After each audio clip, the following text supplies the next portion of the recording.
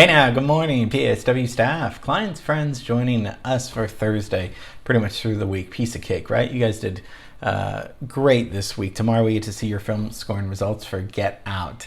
And we had a lot of fun looking at Glenn Miller, the great band leader, using the clarinet in that section, which made his sound different. And then Saint-Saëns, the French composer. So, I mean, we're just having so much fun looking at these people.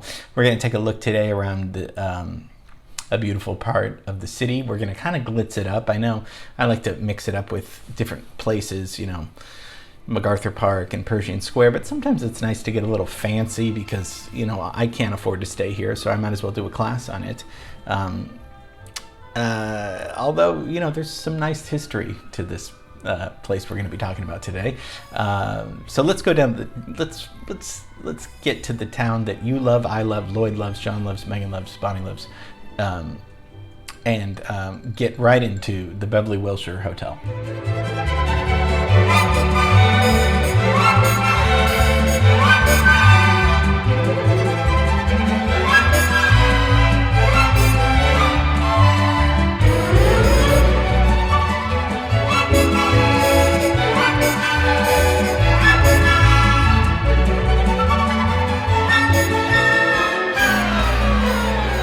So it's confusing. Okay, we looked at the Beverly Hills Hotel.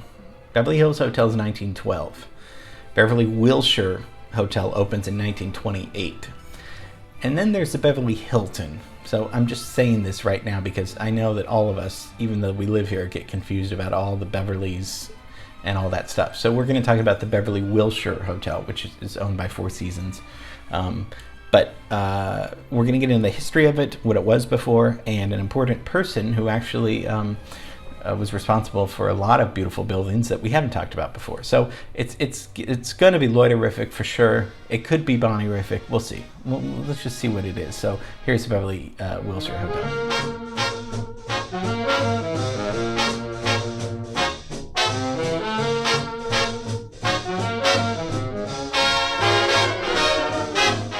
So, luxurious hotel, of course, located right on Wilshire and Rodeo Drive. Rodeo is very famous. Guests have included U.S. presidents and celebrities that we'll talk about a little bit later. Architects were Walker and Eisen. They did the Taft Building in Hollywood, which was in 1923. Beautiful building. Did the Hotel Normandy, which is near my place, in 1925. And then they helped with the Ambassador Hotel, the Art Deco entrance, the pylons right there in 1930. They did that. Let's look at our timeline. Yes, we need the timeline. 1928, this is no surprise for a year with great stuff happening. I mean, I swear, it's so fun to learn about this with you because we have 1928, it's such a big year. I mean, not only just because City Hall, this is when really LA and Bullocks Wilshire, this is when, I mean, things are just grooving for LA in terms of, expansion and elegance and all this stuff. Because we have the automobile, we have the car. We can just start driving from downtown. We can start driving and getting in our car on Wilshire Boulevard and just cruising all the way to the beach if we want to. We're not going to go that far. We're going to stay in Beverly Hills. We've talked a little bit about Beverly Hills. Incorporated in 1914, you know, but it was nothing over there.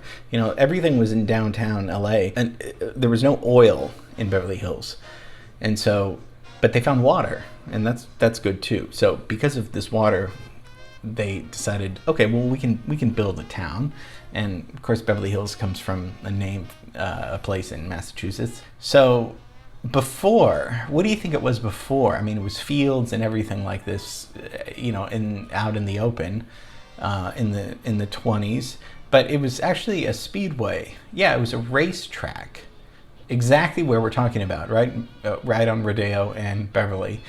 Before the hotel even was there, it was called the Beverly Hills Speedway, or the LA Speedway. And there was a wooden board track for automobile racing.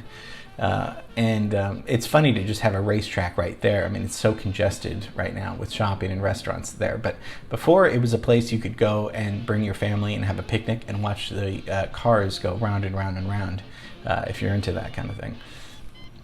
But then, there's always somebody that kind of comes in and says, okay, enough fooling around, enough racing around. The developer, Walter McCarty, says, I want to build an apartment, a nice upscale apartment here. So no more speed racing. So he transforms these dirt roads and these speedways into a destination. And he wants movie people to come out there because why? Movie people have money. So if they invest in the city, then that's going to be good.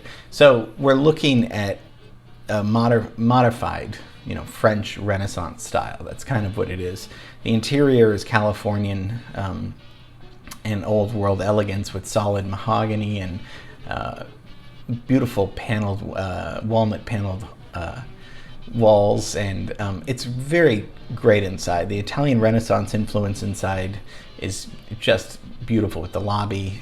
So by 1928, it's completed. But it is called the Beverly Wilshire Apartment Hotel. So people would live there. But I mean, the city in 1928 had less than 18,000 residents, so it was pretty small out there. I mean, most of the people were all east, of course. In the 40s, a gentleman comes in named Paul Revere Williams. We haven't talked about Paul Revere Williams, but we have looked at some of his work. He was very good. He had a great reputation for looking at old styles, reinterpreting old styles, and updating them in a way that was fashionable yet still elegant. He was a black man, born in 1894, graduated in architecture from USC, and the funny thing is that, the ironic thing is that all the stuff that he designed, and he designed stuff for, Frank Sinatra, Lucille Ball, their homes, Lon Chaney, Barbara Stanwyck, he designed their houses and designed a lot of public places too, and big buildings in the Hollywood Hills, in mid-Wilshire, even in Pasadena and La Cañada. Yet he wasn't allowed to stay there. I mean, isn't that just the ridiculous hypocrisy thing? So, and he even pointed out that most of the homes he designed, and who's the construction that he overlooked and stuff, were on deeds that included segregated convenience, barring black people. So I don't know how I guess you just bite your lip and just get to work, but such a ridiculous rule. So all these beautiful things.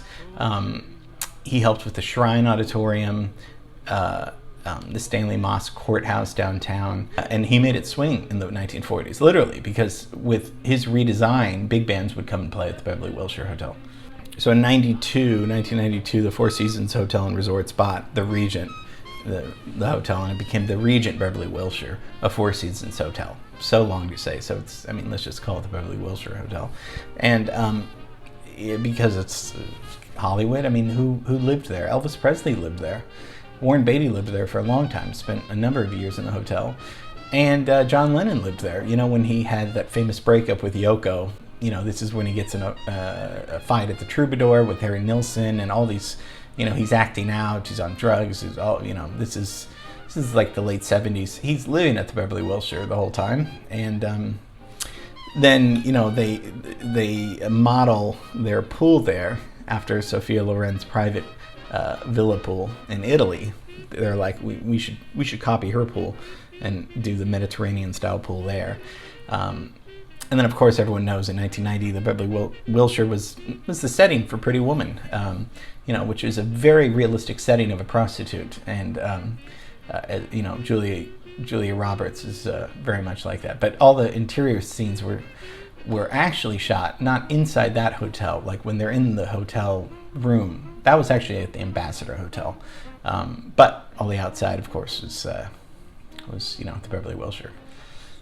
So it's interesting just to think about how far Beverly Hills had come from just a dirt speedway, into something now that is so exclusive and elite, but something nice that we can drive by. And Wilshire is just such a beautiful street in general, all because of Gaylord Wilshire, just that long stretch. And Christmas time, they put lights up all on Wilshire Boulevard. And you can still walk on Rodeo Drive, and it's still open to the public. You can get a drink at the bar at the Beverly Wilshire. I've been in a few times, and just it's really nice just to walk through and to look around and to get a little bit of the LA history that we all love. So just thought, this is a little dessert class. We get meatier earlier in the week, but I figure, like, since it's the day before Friday, these are kind of lavish classes for no particular reason, just because it's something that we should look at, though, and architecture wise and beauty wise, there's a lot of beauty here. So hope you enjoyed that. This was almost too much fun, but I think we contained ourselves. So love you guys, miss you guys. Tomorrow's film scoring results for Get Out, so can't wait to show you that. And okay, that's it. Bye.